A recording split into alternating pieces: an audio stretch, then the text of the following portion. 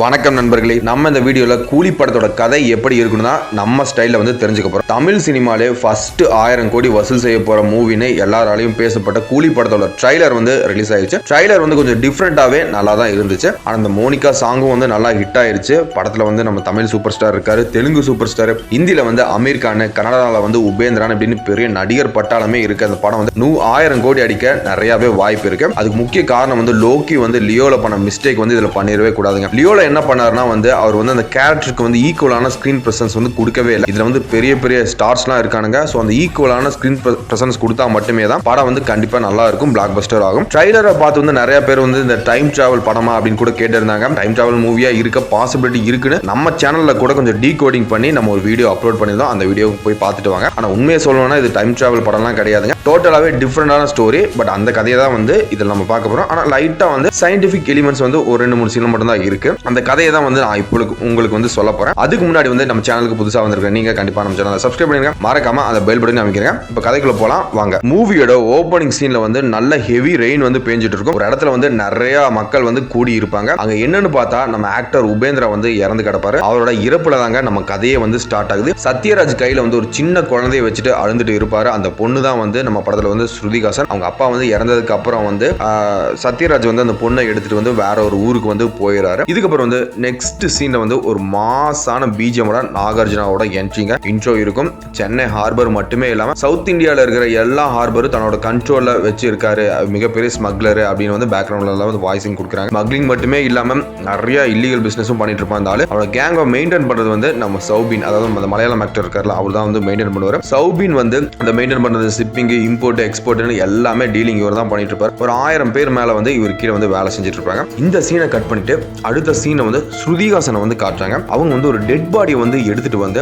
அந்த பாடிக்குள்ள வந்து ஏதோ ஒரு கெமிக்கலை வந்து இன்ஜெக்ட் பண்ணி அவங்களுக்கு வந்து இந்த எலக்ட்ரிக் சேர்ல வந்து ஏதோ ஒன்று பண்ணிட்டு இருப்பாங்க. இதெல்லாம் நடக்கிறது வந்து 2010. அவங்க அப்பா வந்து இறந்து, அதாவது உபேந்திரா வந்து இறந்து போறது 1980. கரெக்டா 30 வருஷம் கழிச்சு இந்த சீன்லாம் நடந்துட்டு இருக்கும். இவங்க வந்து அந்த சேர்ல ஏதோ பண்ணிட்டு இருக்காங்க. ஒரு ரூம்குள்ள சத்யராஜ் உட்காந்து ஏதோ ஆப்ரேட் பண்ணிட்டு இருப்பாங்க. பட் இங்க வந்து நமக்கு தெளிவா காட்ட மாட்டாங்க இவங்க 2 பேரும் என்ன பண்ணிட்டு இருக்காங்கன்னு. இப்போ பண்ணிட்டு இருக்காங்க தெரியுமா, இது வந்து எவ்ரி வீக் வந்து சத்யராஜும் அவங்க கேங்கும் இதை வந்து பண்ணிட்டே இருப்பாங்க. அந்த கேங்ல வந்து ஸ்ருதிகாசன் தான் இருப்பாங்க. பட் என்ன பண்ணிட்டு இருக்காங்க என்னன்னு தெளிவா வந்து நம்ம இந்த கதையில வந்து இப்ப காட்ட போறதுல. அதுக்கப்புறம் அந்த சைடு வந்து நாகார்ஜுனாக்கு வந்து ஒரு பெரிய பிசினஸ் வந்து மாட்டிருக்கும். ஒரு ஸ்மக்லிங் டீல் வந்து 3000 கோடி பிசினஸ். அது அதுக்கான வேலையை வந்து அங்க பரபரப்பா அவங்க எல்லாம் பார்த்துட்டு இருப்பாங்க. இங்க தான் வந்து நம்ம படத்தோட வந்து கதையில வந்து ஃபர்ஸ்ட் ஃபைட் சீனே வருதுங்க. நம்ம சரக்கு வந்து ஷிப்பிங் அனுப்பும்போது 3000 கோடி பிசினஸ் ஒன்று இருக்கும். அடுத்த நாள் வந்து நைட்டு வந்து ஷிப்பிங் வந்து அனுப்புறதுக்கு பிளான் பண்ணிருக்காங்க. அதுக்கு முன்னாடி நாள் நைட்டு வந்து இங்க நம்ம தலைவர் ரஜினிகாந்த் வந்து என்ட்ரி கொடுக்குறாரு. இங்க வந்து வேற லெவல் வந்து ஃபைட் நடக்குங்க. நம்ம படத்தோட ஃபர்ஸ்ட் ஃபைட் இங்க தான். அனிருத்தோட பீஜம் வந்து தெரியும். ரவுடிஸ் எல்லாம் போட்டு அடிச்சு தும்சம் பண்ணிடுவார். நம்மளால விஷயம் தெரிஞ்சு நைட்டே வந்து சௌபினும் நாகார்ஜுனாவும் அந்த இடத்துக்கு வராங்க.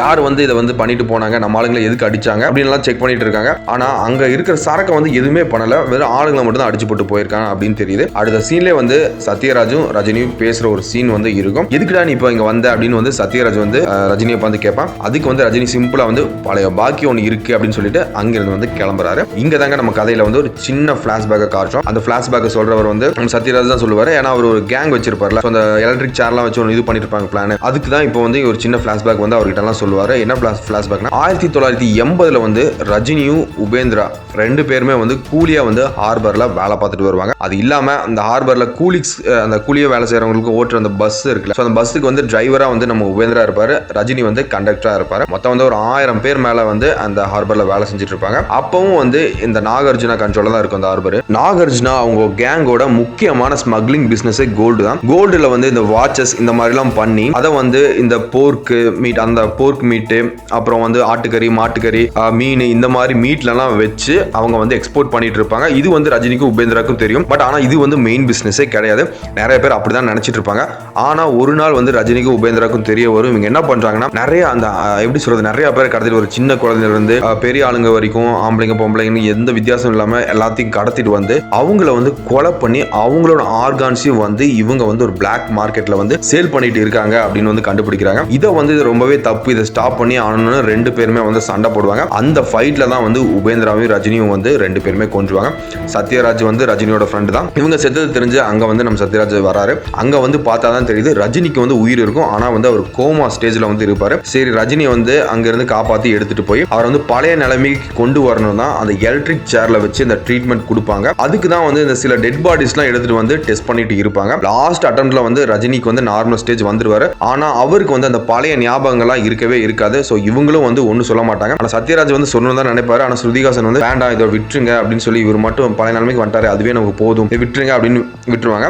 அங்கிருந்து நம்ம கிளம்பினா வந்து தலைவர் எங்கே போவார்னா சென்னையில் வந்து அவுட்டரில் வந்து ஒரு மேன்சனை வந்து வாடகைக்கு, அதாவது லீஸுக்கு எடுத்து அந்த மேன்சனை வந்து நடத்திட்டு வருவார். அந்த மேன்சனோட பேர் வந்து தேவா மேன்சன் வச்சிருப்பாரு. ரஜினியோட பேர் வந்து படத்தில் வந்து தேவா தான். அதுக்கப்புறம் வந்து கொஞ்ச நாள் போக போக போக வந்து அவருக்கு வந்து பழைய ஞாபகங்கள்லாம் வர ஆரம்பிக்குது. அங்கதாங்க அதுக்கப்புறம் வந்து ஹார்பர் சீன்லாம் எல்லாமே ஞாபகம் வந்து இங்க இருந்தா தம் தலைவர் வந்து ஹார்பருக்கு வந்து கிளம்புறாரு. அங்க போய் ஒரு ஃபைட் பண்ணுவாரு.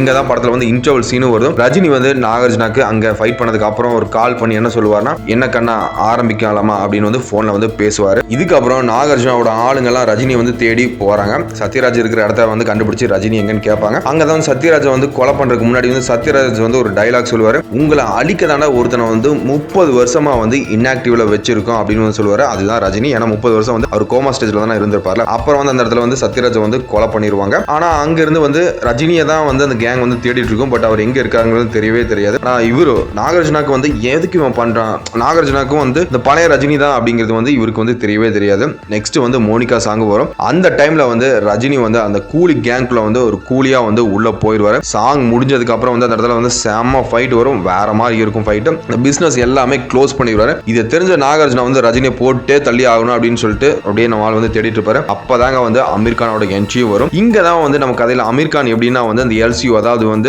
விக்ரம் படத்துல எப்படி ரோலெக்ஸ்க்கு ஒரு ஹைப், ரோலெக்ஸ் வந்து ஒரு பெரிய ஸ்மக்லர், அவர் இந்தியா ஃபுல்லா ஒரு கண்ட்ரோல்ல வச்சிருக்காரு. அதே மாதிரி தான் வந்து இங்க வந்து அமீர் கானும் இவரும் வந்து இந்தியா ஃபுல்லா வந்து ஸ்மக்லிங் டீல வந்து கண்ட்ரோல் வச்சிருப்பாரு. ஆனா நம்ம ரஜினியோ வந்து அமீர் கானையும் நாகார்ஜுனையும் போட்டு கொண்டுருவார் கிளைமேக்ஸ்ல. இங்க தான் வந்து இப்படிதான் வந்து படம் வந்து முடியும். இங்க தான் வந்து கிளைமேக்ஸும் முடிய போகுது. இதுதான் வந்து நாங்க வந்து ட்ரைலரை பார்த்து ஸ்டோரி இப்படி இருக்கும் அப்படின்னு வந்து நாங்க கெஸ் பண்ணது. இது வந்து ஒரிஜினல் ஸ்டோரியே கிடையாது. பட் இது வந்து ஃபுல் அண்ட் ஃபுல் வந்து எங்க இமேஜினேஷன் தான். பட் இப்படி ஸ்டோரி இப்படி இருந்தா நல்லா இருக்கும் நாங்க கிரியேட் பண்ணது. இந்த ஸ்டோரி வந்து உங்களுக்கு பிடிச்சிருந்தா வீடியோவை லைக் பண்ணிட்டு கமெண்ட் பண்ணுங்க. அடுத்த ஒரு சூப்பரான கதையில சந்திப்போம். நன்றி, வணக்கம்.